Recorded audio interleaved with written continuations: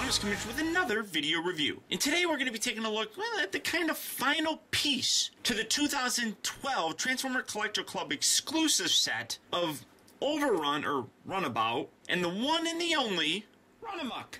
Now the reason that I did it like this is because if you remember in my actual Overrun review, I showed you this packaging that was specifically designed to be able to hold both of these figures. Now the only problem now, I don't know what to do with the Shadow Car.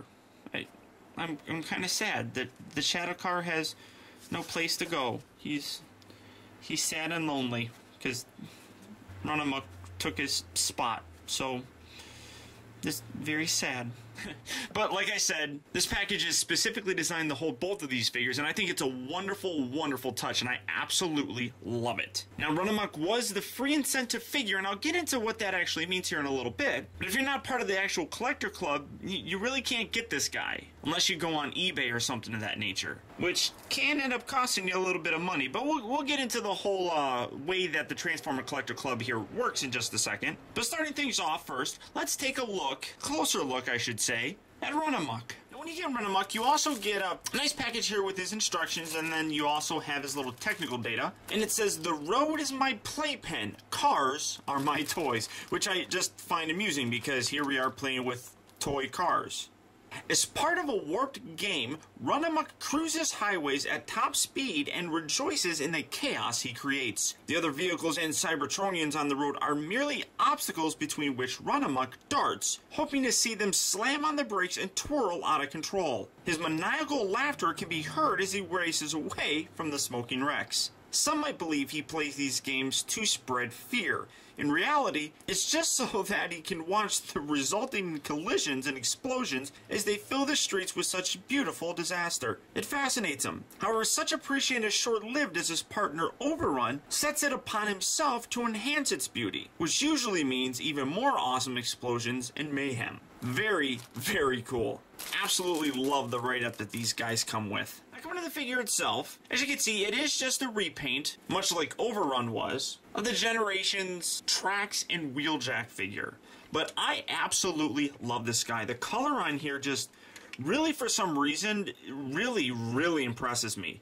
I absolutely love the gold here on his spoiler. You had that same gold color across the sides here.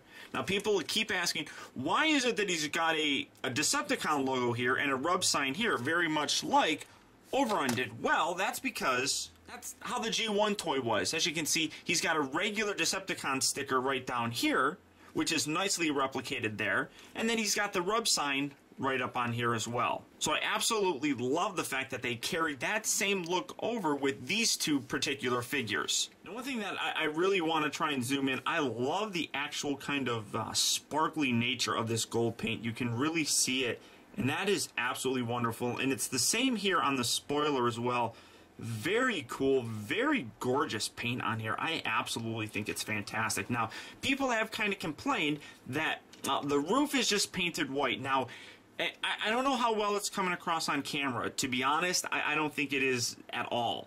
In person you can see it, but it really doesn't just scream at you. I mean, sometimes you see a different color plastic compared to the same color paint on a figure, and it just is completely obvious. This, it really doesn't look all that bad. It's not very noticeable if you ask me. Now, the biggest notice is that the white here on the rims does actually look a little bit different of a white than this color, but they're the rims, so it really doesn't bother me that much. But generally speaking, the paint job on this is absolutely wonderful. You got that same gold coloring right here in the grill section.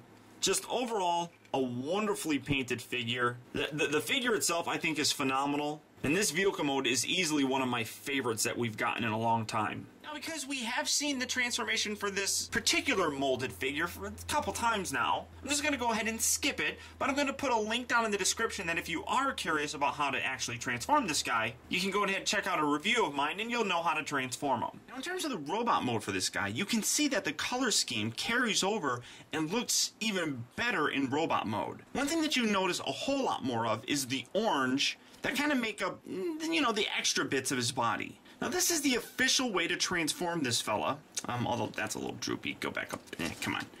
angle up there. That looks a little bit better.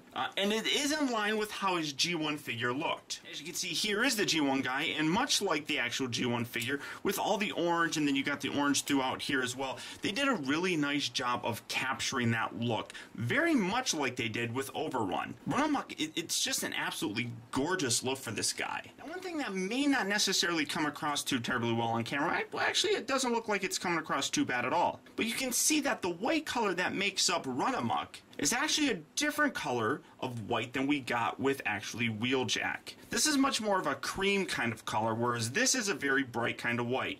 And hopefully, like I said, that's coming across. You can really kind of see it here, especially in the legs. So it's not a direct white color or just white repaint. It is molded in a different color, which is really very cool. Now, as I mentioned, this is the official transformation, and the reason why I wanted to show this off is because I really think that these gold bits right here are really very pretty looking. They match very nicely with the gold here that was on the side, and then the gold also that's on the spoiler. And then you can see here on the inside, make sure that's up all the way, because it has a tendency to kind of droop. It also has this gold on the inside here.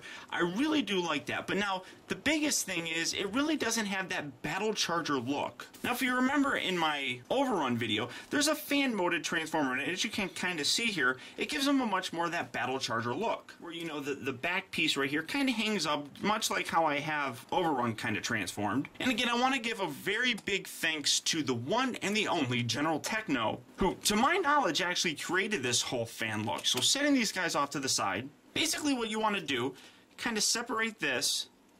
We're going to use these to kind of hide down here. Take this and bend these down so they're like so. And then fold these in. Now, I actually like taking these and kind of leaving them out where it's going to kind of sit like that right there. And then take these little bits and kind of pull these away from the body just a little. And then I'm going to slide them right in through there. Hopefully you'll be able to see this fairly well. Position that, and then all you do is just slide it down, just like so, kind of positioning these up like that. I just like leaving it like that because you can see those gold bits right there. Spin it around, and here you now have Runamuck in his Battle Charger look, which just, for me, looks so much better and so much more accurate, I guess, to what we got with the G1 guy. And really, he should be over here. What am I doing? Sorry about that. Now, when it comes down to it, these two figures are wonderful, wonderful examples of what the Transformer Collector Club offers to us fans. By joining, you're able to get this guy at a considerably cheaper price, and you get this guy shipped to you for free. Normally, like I said, I think this guy runs like, I don't know, around $100. It's an exclusive figure. Very few of these are actually made. If you join the club, you can end up getting them for about half off. And really, in my opinion, that's not very bad at all, considering, like I said, this is an exclusive figure. Then in addition to that, this guy gets shipped to you for free. In addition to that, you get 6 magazines per year that highlight new release figures that are coming out, character profiles, news directly from Hasbro, product reviews, historical articles, actual Hasbro interviews. There's brief comics that are actually in it that continue on with each new actual magazine. You get special offers on club discounts from other Transformer toys, typically mainstream figures. You have the ability to purchase member-only figures in the actual club store at a discount. You get discounts on Transformer conventions such as BotCon. You actually get cheaper prices with that. You also get access to member-only forums and other things. I mean, it's a wonderful club. It really is. Now, I know, unfortunately, in the past couple months, it's kind of gotten a bad rap. But they really have worked pretty hard, in my opinion, to fix a lot of those problems. And all said and done, these figures are wonderful in what the club can actually give to us. If you've been following some of the news from BotCon this past weekend, there's some really cool things that are coming out in 2013 that I'm really looking forward to. So in my opinion, there's no better time than now than to join the Transformer Collector Club. And the price, if you ask me, is not that bad. For a year's worth of membership, it only costs $42. That's the cheapest. Now you can get first class membership, which I do, and you get things like the magazine earlier. That costs $65. But for 42 bucks, 6 magazines a year, plus a free figure, even if you don't buy this guy or buy anything else, 6 magazines and a free figure for only 42 bucks, that's a pretty good deal if you ask me. And like I said, this next coming year has a lot of really cool things to look forward to. So that being said, not only do I highly, highly recommend joining the Transformer Collector Club, I obviously highly recommend getting these figures. Unfortunately, that might be a little bit harder now. It might cost a little bit more money, but without a doubt, highly, highly recommended. So until next time, guys, I want to thank you for tuning in. This has been Optibotimus. I'll talk to you later.